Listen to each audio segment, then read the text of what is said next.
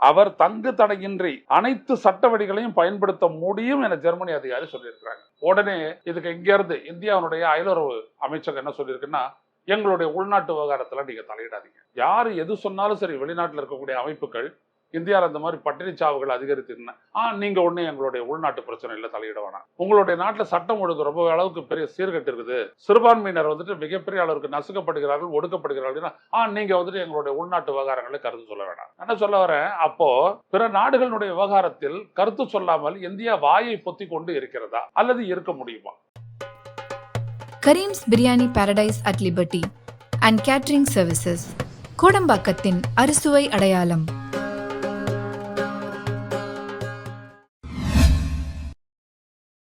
வணக்கம் தோழர்களே, ரோஸ்டர் செய்திகளின் வாயிலாக இன்று மீண்டும் உங்களை சந்திப்பதில் பெரும் மகிழ்ச்சி அடைகின்றேன். மோடி அரசின் பிரதமர் நரேந்திர தாமோதரதாஸ் மோடியின் நாங்கள் ஊழலை சற்றும் சகிக்க மாட்டோம் என்று கடந்த 10 ஆண்டு காலமாக போட்டுக்கொண்டிருந்த தூய்மை முகமூடி தாறுமாறாக கிழிந்து தொங்க விட்டுள்ளது தேர்தல் பத்திர முறைகேடு. அது எப்படி என்றால், ஏன் இவர்கள் ஸ்டேட் பேங்கை பயன்படுத்தி அந்த சீரியல் நம்பர் கொடுக்காம தடுத்தாங்க? ஏன் யாரு எந்த கார்பரேட் வாங்கி எந்த கட்சிக்கு கொடுத்தாங்க அப்படின்ற விவரத்தை எல்லாம் ஒப்பிட்டு தர்றதுக்கு தாமதம் பண்ணாங்க? ஏன் ஜூன் 30ஆம் தேதி வரைக்கும் டைம் கேட்டாங்க? ஏன் தேர்தல் முடிஞ்சதுக்கு பிறகு எல்லாம் வெளியில வரட்டும்னு அவங்க எதிர்பார்த்தாங்க? அப்படின்றதெல்லாம் இப்ப வெளிப்பட்டு கொண்டிருக்கக்கூடிய இந்த உண்மைகள் தெரிய ஆரம்பித்து விட்டது. கடந்த வெள்ளிக்கிழமையிலிருந்து தேர்தல் ஆணையத்தில் எல்லா விவரங்களும் வெளியிடப்பட்டு விட்டது. அதுல ரொம்ப முக்கியமா இதுல என்ன பெனிஃபிட் பாஜக அடைஞ்சது, மற்ற கட்சிகள் அடைஞ்சதுன்றதுக்கு பின்னாடி வருவோம். முதல்ல என்னன்னா, கடந்த நவம்பர் மாதம் தேர்தல் பத்திரங்கள் மூலமாக நிதியை அளிப்பது சட்டபூர்வமாக சரியா தவறா என்கின்ற அந்த வழக்கில் விசாரணை முடிந்து தீர்ப்பு ஒத்திவைக்கப்பட்டது கடந்த ஆண்டு நவம்பர் மாதம். ஆனா அதுக்கு அப்புறம் பாரதிய ஜனதா கட்சி என்ன, அதாவது மோடி அரசு என்ன பண்ணிருக்கு அப்படின்னு பாத்தீங்கன்னா, மோடி அரசுனா ஸ்டேட் பேங்க் ஆஃப் இந்தியா 1577 கோடிக்கு அதன் பிறகு பத்திரங்கள்லாம் விட்டிருக்கிறது ஸ்டேட் பேங்க் ஆஃப் இந்தியா. அதுக்கு முன்னாடி தீர்ப்பு ரிசர்வ் பண்ண உச்ச நீதிமன்றத்தால் தீர்ப்பு ஒத்திவைக்கப்பட்ட நிலையில், ஜட்ஜ்மெண்ட் ரிசர்வ் ஒத்திவைக்கப்பட்ட நிலையில் நீங்க பாத்தீங்கன்னா, அதற்கு பிறகு ஸ்டேட் பேங்க் ஆஃப் இந்தியா அடிச்சிருக்கக்கூடிய ஃபண்ட் எவ்வளவு அப்படின்னம்னா, இந்த பத்திரங்கள் எவ்வளவு அப்படின்னம்னா 8350 பாண்டுகள், ஒன்று 1 கோடி ஒர்த்து. அதாவது 8350 கோடிக்கு கடன்னு பாண்டுங்களை பிரிண்ட் பண்ணியிருக்காங்க. ஏன்னா தீர்ப்பு வர்றதுக்குள்ள எல்லாரும் கொடுத்து முடிச்சிருங்க அப்படின்ட்டு. அதுலதான் பாத்தீங்கன்னா 1577 கோடிக்கு வித்திருக்கிறாங்க. மற்றதெல்லாம் விற்கல. அவ்வளவுதான்.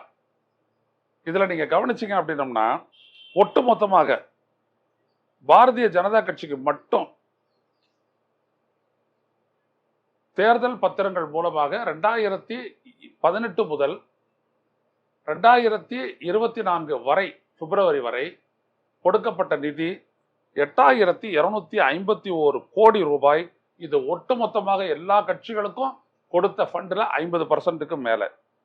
ஆக நாங்கள் ஊழலை ஏற்றுக்கொள்வதில்லை, நாங்கள் யாரிடமும் காசு வாங்குவதில்லை, நாங்கள் இது மாதிரி ப்ராப்பர் சேனல்ல தான் நாங்கள் வாங்குறோம் என்றெல்லாம் சொன்னவர்கள் எந்த அளவிற்கு இவர்கள் யாரெல்லாம் அந்த பத்திரங்கள் மூலம் நிதி கொடுத்தாங்களோ அவங்களுக்கு ப்ராஜெக்ட்ஸ் எந்த அளவுக்கு அரசனுடைய ப்ராஜெக்ட்ஸ் கொடுத்துருக்குறாங்க அப்படின்ற விவரமும் வெளியாகிருக்கு.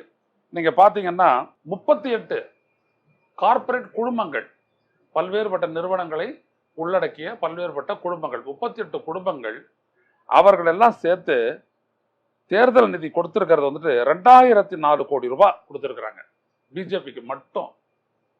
அதுல அதன் மூலம் அவர்கள் பெற்ற கான்ட்ராக்ட் ஒர்த்து 3,80,00,000 கோடி ரூபாய்க்கு 179 மேஜர் திட்டங்களினுடைய அந்த ஒப்பந்தங்களை அவர்கள் பெற்றிருக்கிறார்கள். ஆக இது என்ன அப்படின்னம்னா, இதுதான் கிரானிக் கேபிட்டலிசம். ஃபண்டை கொடுத்து ப்ராஜெக்டை வாங்குறது. அப்போ ப்ராஜெக்ட்ல அவங்க எவ்வளவு கொள்ளையடிச்சிருப்பாங்க, அந்த கொள்ளையில் எவ்வளவு ஷேர் பிஜேபிக்கு தந்திருப்பாங்க என்பதை நீங்கள் பாருங்கள். பத்திரங்கள் அல்லாத அளவிற்கு. அது மட்டுமல்ல, 41 நிறுவனங்கள், கார்பரேட்ஸ், அவங்க மேல வந்துட்டு என்போர்ஸ்மெண்ட் டைரக்டரேட், இன்கம் டாக்ஸ் ஆகியன சோதனை நடத்திய பிறகு அவர்களின் மூலம் மட்டும் பிஜேபி 1853 கோடி ரூபாய் தேர்தல் நிதியாக பத்திரங்களின் மூலம் பெற்றிருக்கிறது. இது எல்லாம் வந்துட்டு என்னன்னா, நேற்றுக்கு முன்தினம் சனிக்கிழமை இதெல்லாம் வெளியான விவரங்கள் தான். ஆனா ஞாயிற்றுக்கிழமை நம்ம எதுவும் பேசல, அதனால இன்னைக்கு நம்ம இதெல்லாம் பேசுறோம்.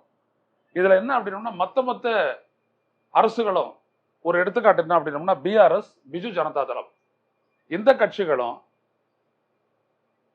பத்திரங்களை பெற்றுக்கொண்டுதான் பல்வேறுபட்ட திட்டங்களை எல்லாம் அளித்திருக்கின்றன. குறிப்பா இந்த பிஜேடி எடுத்துக்கிட்டீங்கன்னா, பிஜு ஜனதா தளம் எடுத்துக்கிட்டீங்க அப்படின்னா, அந்த கட்சி நிறைய இந்த மைன்ஸ் ப்ராஜெக்ட் எல்லாத்தையுமே நீங்க பாத்தீங்கன்னா இந்த மாதிரி ஃபண்டை வாங்கிக்கிட்டு தான் அவங்க கொடுத்துருக்குறாங்க. அவங்க தான் வந்துட்டு பாருங்க, திரிணாமுல் காங்கிரஸ்க்கு அடுத்தபடியா 780 கோடி ரூபாய்க்கு அவங்க வந்துட்டு பத்திரங்களின் மூலம், தேர்தல் பத்திரங்களின் மூலம் நிதியை பெற்றிருக்கிறார்கள். ஆக இதையெல்லாம் மறைத்து ஏதோ ஊழல் பெரிய அளவிற்கு ஒரு ஊழல் செய்ததாக சித்தரித்து டெல்லி முதலமைச்சர், ஆம் ஆத்மியினுடைய தலைவர் கெஜ்ரிவாலை இவர்கள் சிறையில் அடைத்து அதன் மூலம் பிரச்சனையை திசை திருப்ப முயற்சித்திருக்கிறார்கள். அந்த முயற்சி வெற்றி பெறவில்லை. இன்றைக்கு ஜெர்மனி நாட்டினுடைய அரசு அது என்ன கூறியிருக்கிறது என்றால், கைது செய்யப்பட்டுள்ள அரவிந்த் கெஜ்ரிவால், சிறையில் அடைக்கப்பட்டுள்ள அரவிந்த் கெஜ்ரிவால் நியாயமான பாரபட்சமற்ற விசாரணைக்கு தகுதியுடையவர். அது மட்டுமல்ல, அவர் தடையின்றி அனைத்து சட்ட வழிகளையும் பயன்படுத்த முடியும் என ஜெர்மனி அதிகாரிகள், ஜெர்மன் அரசே அது சொல்லியிருக்கு. அங்கிருந்து உடனே அவங்க சொன்னதனுடைய அர்த்தம் என்ன, ஒன்றும் தப்பாலாம் சொல்லல. ஒரு மாநிலத்தினுடைய முதலமைச்சர் கைது செய்யப்பட்டிருக்கிறாரு, நீங்க இந்தியான்றது ஒரு பெரிய ஜனநாயக நாடுன்றீங்க.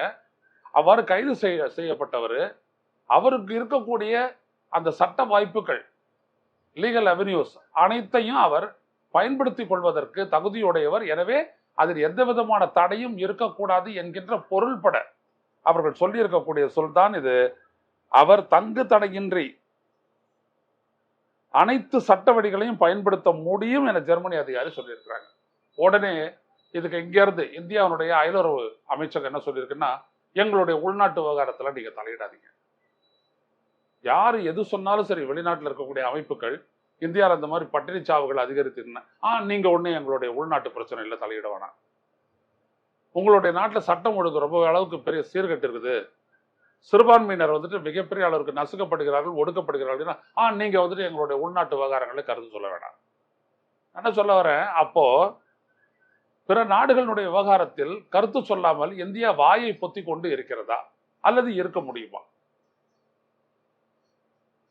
எந்த ஒரு நாட்டில் எந்த அநியாயம் நடந்தாலும் அதை இன்னொரு நாடு சுட்டி காட்டி கண்டிப்பதோ அல்லது வழியை மாற்றிக்கொள்ளுங்கள் என்று ஆலோசனை கூறுவதற்கோ எல்லா உரிமையும் உண்டு. அதான கமிட்டி ஆஃப் நேஷன்ஸ், இப்ப இருக்கக்கூடிய யுனைடெட் நேஷன்ஸ் எல்லாரும் ஒன்னா சேர்ந்தானு சொல்றீங்க. வேறொரு நாட்டு விவகாரத்தில் தலையிடக்கூடாது அப்படின்னம்னா, இஸ்ரேல் வந்துட்டு அப்படியே பாலஸ்தீனத்தினுடைய காசா பகுதி அப்படியே அழிக்கும் போது அப்படியே வேடிக்கை பார்த்து சும்மா இருக்கணுமா மற்ற நாடுகள்லாம்? என்னதான் இந்தியாவுடைய கண்டென்ஷன், அப்படி பேசாத இருக்க வேண்டியதானே? அப்ப வங்கதேசத்துல வந்துட்டு பூந்து படைய அனுப்பி அவங்களை விடுவிச்சிருக்க வேண்டியது இல்லையே?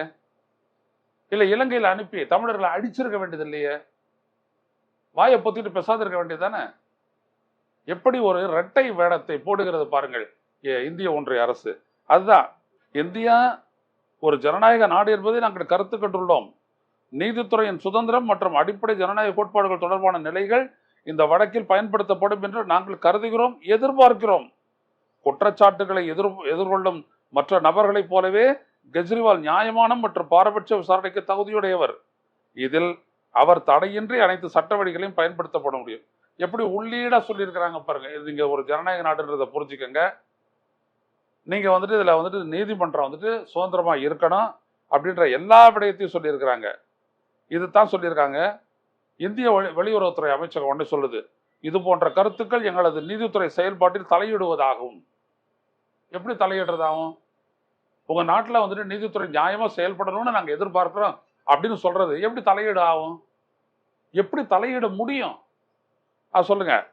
எங்களது நீதித்துறை சுதந்திரத்தை குறைத்து மதிப்பிட உட்படுத்துவதாகவும் பார்க்கிறோம். அதாவது நீதிமன்றத்தினுடைய சுதந்திரத்தை ஏங்க இந்த நாட்டில் உட்காந்துட்டு நாங்க பாக்குறோம், எங்களுக்கு தெரியாத நீதிமன்றத்தை நீங்க என்ன பண்றீங்கன்ட்டு. நீதித்துறை இந்த நாட்டை சுதந்திரமா செயல்படுது. அது துஷ்யந்தவே என்ன கடிதம் எழுதினார் மூத்த வழக்கறிஞர் உச்சநீதிமன்ற தலைமை நீதிபதிக்கு. வழக்கு இன்றைக்கு எந்த வழக்கு விசாரணைக்கு வருகிறது என்று நீங்கள் சொன்னீர்களோ அந்த வழக்கு விசாரணைக்கு வரவில்லை. ஏன் என்று கேட்டால் சுப்ரீம் கோர்ட்டினுடைய பதிவாளர் அலுவலகம் அதை பட்டியலிடல அப்படின்னு சொன்னாங்க. அப்படின்னா என்ன அர்த்தம்? உச்சநீதிமன்ற தலைமை நீதிபதிக்கு மேல ஒன்றிய அரசுடைய தலையீடு நீதிமன்றத்தினுடைய செயல்பாட்டில் இருக்குன்னு தானே அர்த்தம். அப்ப ஜெர்மன் அரசு சுட்டி காட்டுறதுல என்ன தப்பு இருக்குது? இத்தனைக்கும் உங்களதுல தலையீடு இருக்கு, உங்களதுல அந்த மாதிரி ஒரு அரசனுடைய தலையீடு இருக்குன்னா சொல்லல, இருக்காது என்று நம்புகிறோம் அப்படிதான் சொல்றாங்க அவங்க. அதற்கே இவங்க கொந்தளிக்கிறாங்க. சோ இதுல இருந்து புரிஞ்சுக்கணும், மோடியினுடைய ஆட்சியில் எல்லாமே அயோக்கியத்தனம் தான். இங்க வரும்போது பாத்தீங்கன்னா அந்த மாநில அரசு நான் 5G அரைக்கற்றையை கொண்டு வருகின்றேன், ஆனால் அவர்கள் 5வது ஜெனரேஷனாக ஊழல் பண்றாங்க. ஊழல்ல தான் நீங்க வந்துட்டு ஆட்சியை நடத்துறீங்க. பணம் இல்லாத உங்களால அரசியல் பண்ண முடியுமா மோடி அவர்களே? இப்ப மராட்டியத்திலையும் மத்திய பிரதேசத்திலையும் கர்நாடகத்திலையும் எம்எல்ஏக்கள் எல்லாம் வாங்கினீங்களே, அதெல்லாம் நான் செக்கு கொடுத்து ஃபியூச்சர் டேட்ல போட்டுக்கோன்னு சொல்லி கொடுத்து நீங்க வாங்கினீங்களா? எப்படி வாங்கினீங்க? எல்லாம் 50 கோடி 100 கோடி அச்சு விடு அப்படித்தானே வாங்கி ஆட்சி அமைச்சிங்க. அப்ப இவ்வளவு செலவு பண்ணி ஆட்சி அமைச்சிட்டோம்னா நீங்க சும்மா இருப்பீங்களா? கை நீட்டாத. அதான் இப்ப வெளில வந்திருக்குது.